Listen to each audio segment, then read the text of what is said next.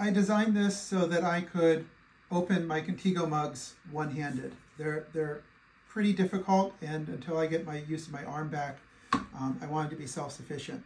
So I put this in here, I use the trigger clamp to hold that, and I push down a little and I can turn and open it up.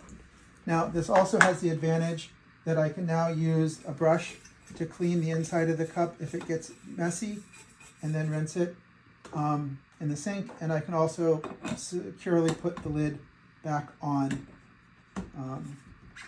and have it go. And then to release, it's the trigger release here, and you just slide it out with your hand. It also works on the Contigo mug or any general circular or other shaped mug. These are a little bit easier than the coffee mugs. Add ice, add water, seal it back up, and then release. It doesn't have to be rectangular things, square, triangle, other sides things with child-proof caps work quite well. And it doesn't have to be only tall things. So the first night I figured out how I could open my prescription bottle by tightening this up. Now I need to get a little closer before I can hold it.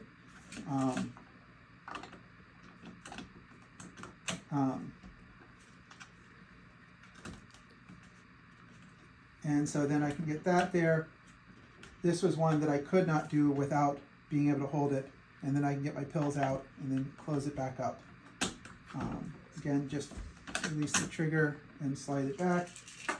Another great thing is we use a frother for coffee on the weekends and for frothing milk, and that gets a thin film of heated milk that needs to be cleaned off in between. And so if I open this up and put that in there, I can once again close it down. You don't want to squeeze it too tight. I mean, these are metal things and you can deform them.